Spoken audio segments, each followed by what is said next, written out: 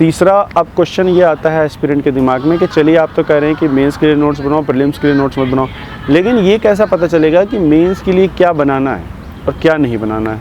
तो देखिए, इसके लिए बहुत इंपॉर्टेंट है कि आप प्रीवियस ईयर क्वेश्चन को अच्छे से एनालाइज कर लीजिए। प्रीवियस ईयर क्वेश्चंस हमारा फाउंडेशन है, जैसे घर का फाउंडेशन होता है वैसे यूपीएससी का फाउंडेशन प्रीवियस ईयर क्वेश्चंस है। आप स्पेशली GS2 और GS3 में अगर देखेंगे तो पूरा करंट अफेयर्स ही होता है, कहीं ना कहीं स्टैटिक वाला भी किसी करंट इवेंट से रिलेट होता है।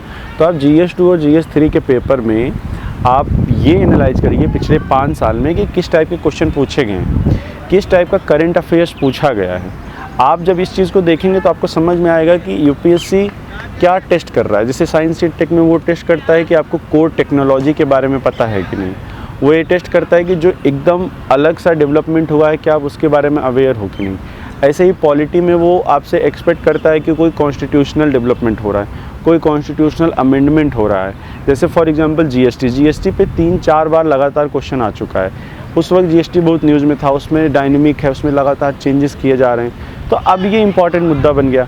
तो आपको प्रीवियस ईयर क्वेश्चन जब आप एनालाइज करेंगे तो आपको ये समझ में आएगा कि क्या करंट अफेयर्स के लिए रिलेवेंट है, क्या स्टैटिक पोर्शन के लिए रिलेवेंट है, क्या चीज़ें हैं जो बार बार रिपीट हो रही हैं। एक्चुअली यूपीएससी मीन्स ज़्यादा प्रेडिक्टेबल है, आप प्रेडिक्ट कर सकते हैं कि इस बार कौन सा क्वेश्चन आएगा।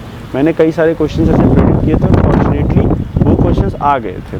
तो मेरा आपसे ये सजेशन है कि आप प्रीवियस ईयर क्वेश्चन जब आप समझ जाएंगे तो आप आराम से नोट्स भी बना लेंगे मेंस का।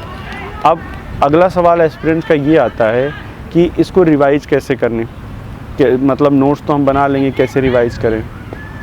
तो देखिए, मैं हमेशा ये मानता हूँ कि जब भी आप किसी मैगज़ीन को पढ़ते हैं, मान लीजिए कोई आप मंथली कंपाइलेशन फॉलो करते हैं, तो उसमें ना एक पढ़ने का तरीका है। आप पहले 2 बार जब आप पढ़ रहे हैं ना तो आपको कहीं अंडरलाइन नहीं करना है, कहीं कुछ करना नहीं है, मार्किंग भी मत करिए। लेकिन जब आप तीसरी बार पढ़िए तो आप उसको हाईलाइट करिए अलग अलग मार्कर से। प्रीलिम्स के लिए जो रिलेवेंट है, जो फैक्ट्स हैं, स्पेसिफिक पॉइंट्स हैं, उसको अलग हाईलाइटर से हाईलाइट कर दीजिए। मेंस के लिए अलग हाईलाइटर से हाईलाइट कर दीजिए, ताकि जब आप कल को मेंस का नोट्स भी बनाएं तो वो जो मेंस वाला हाईलाइटेड सेक्शन है आप उसमें उतार सकते हैं। That is very important.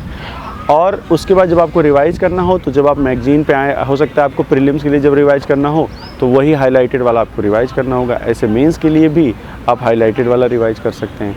तो ये हो गया।